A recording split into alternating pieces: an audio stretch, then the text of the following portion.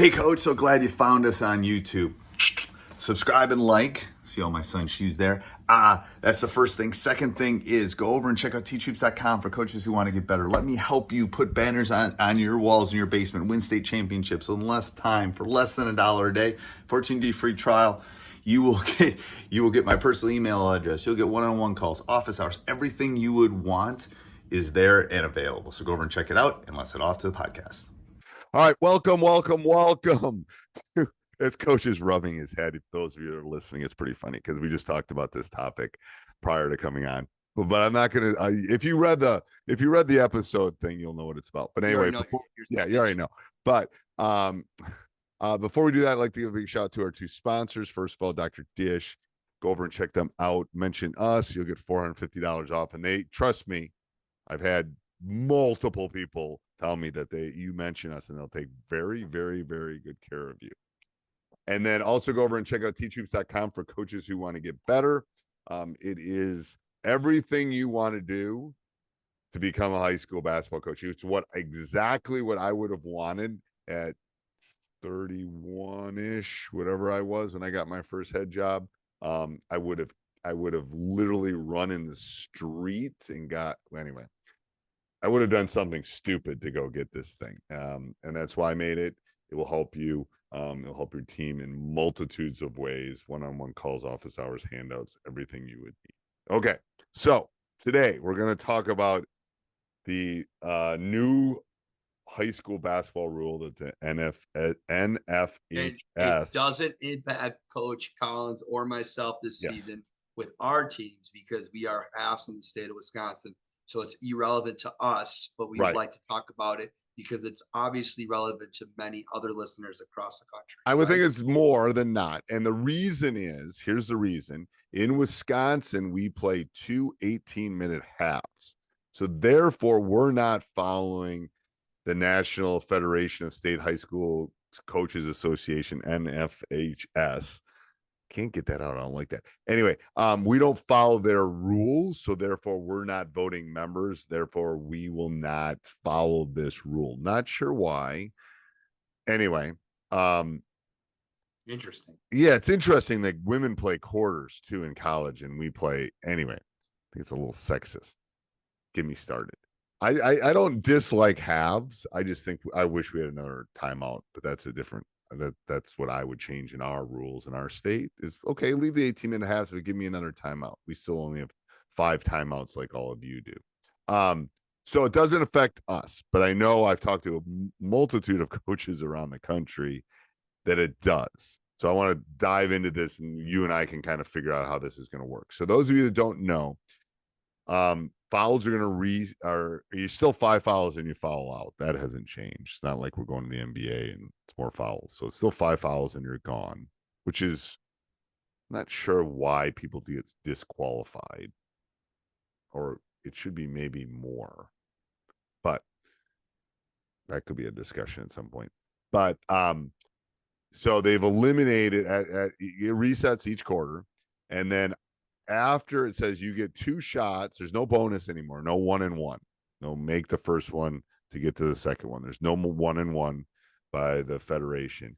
However, so they've eliminated the 1-and-1, and you get 2 shots after the 5th foul. So on the 6th foul each quarter, you get 2 shots. Okay. And then the first quarter ends, it starts at 0 again. And then on the 6th foul, second quarter, it's 2 shots. So the statistician in me is kind of wondering, like I've watched enough of women's NCAA where they kind of do this. Yeah. I'm not sure how it's going to affect the game. For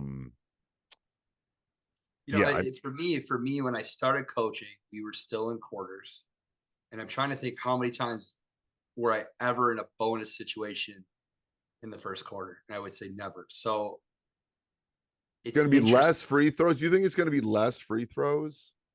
I do, because it's going to reset. I do. Yeah, because it's on the 6th rather than on the 7th. So that means you have to get in the bonus in a quarter. So, yeah, you're right. Okay, let's put in consideration this, Steve. Okay. The 4th quarter, all right, if you have 5 fouls and they got 4 fouls and the game is close, you know, like for us, if you had 5 team fouls, right? Right. And we're going in the fourth quarter and it's a tight game, we only have to foul once or twice to get that situation so we could have that opportunity to get the ball back. You know what I'm talking Right. about now? And then for 7, 8, and 9, you get the 1-and-1. So if they miss the 1-and-1 front end, now you got to yeah. foul 5 times in the fourth quarter to get to that, and they get 2 free throws. And they get 2 free throws. The big thing for me is how games will end and how that will affect end of game situations. If you really think about it. Because it's really changed. So then this might take care of not needing a shot clock. Why? If I foul you, no, I'm just trying to think of how it will. So let's say you're beating me and I start fouling you. Yeah. You're holding the ball, so I got to foul you at that. Yeah. I guess this could be a movement toward needing the shot clock or wanting it. Because then I start to think about, because you're winning, and I only got 3 team fouls. I got to get 3 more fouls, and then you're going to get 2 free throws. So I really got to almost shoot a 3 at this point, or hope that you miss one. I feel like it makes the end of games more uglier, to be honest with you. Yeah. Don't you think? Because think about if a game is neck and neck and it's a real tight game, okay? Say me and you are playing and we're going in the fourth quarter and it's 44-44 and there's 2 minutes left in the game and you only have 2 team fouls because you had to erase all the ones you had. So you had 14 fouls let's say you had 14 fouls in the third quarter and now those go away. And then you get 2 in the second. And you only got so many players on your team with fouls, too. But like the old way would have been like, all right, you got 4, right? And say we're in the fourth quarter, you got 2. That would give you 6. You're 1 away from bonus. Not anymore. That all goes away. And now you got to go, got to go to. It's a double bonus situation. Almost here's a thought for coaches that are listening to this. It's almost like you'll need a special teams of kids that are 9 through 14 to go in and pressure and foul. Because if you start fouling with your guy, if you need to get into the double bonus, especially if they're calling the game tight in the third quarter and you're getting in foul trouble already, and then all that is erased going into the fourth quarter, what do you do then? Right. You need a special. So what is my question is, what was the purpose behind it? I don't know. I think they were following. They must have seen something in the women's game that they liked, as far as, how those free throw procedures were done. Okay. So, I think less free throws will be shot. Now, it doesn't matter if I'm still shooting. So now if I gotta, it's not, this is only like a common foul. But this what about like just active like sheer shooting, momentum? you're still going to get. It takes a way longer duration to shoot 2 free throws instead of 1. Yes, that is true. But if I'm going to the rack and I get fouled and I make it, I can still get a 3-point play. That doesn't. These are like common. I'm just talking a common foul. And now you have 2 free throws instead of 1. Yeah, I don't. It's a longer duration. It's an extra 10 and how long? 10 seconds. Well, probably another 15, 20 seconds per possession on free throw shooting. Right. That's a long time. You really think about it. Yeah, I think there's going to be less free throw shot. It'd be interesting to look at what happened in the women's game. And will it affect the resetting? Makes the flow better, right? Because you're not stopping. It's not going to happen as often, I'm thinking. I don't know. Maybe I'm just trying to think how coaches will be able to, because you're not carrying the fouls, like you said, you're not carrying the fouls from quarter 1 to quarter 2, and you're not carrying them over from quarter 3 to quarter 4. You're resetting.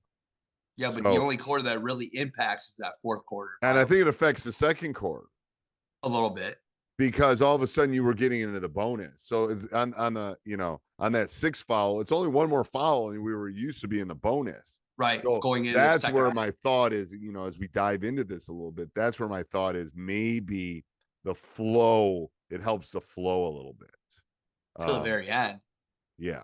Till the very end. It can And be I very don't know. ugly. And that's what I think. We're going to have to do. What I'd like to do with this is do a follow-up I would like to be able to get a couple coaches on here. Maybe they can go on our Facebook and say, hey, I would like to know how this is going. Yes. Just to reach see, out, because reach I out guess after I'm not, the season. I guess I'm not trying to be critical. I'm trying to think about how is this going to work?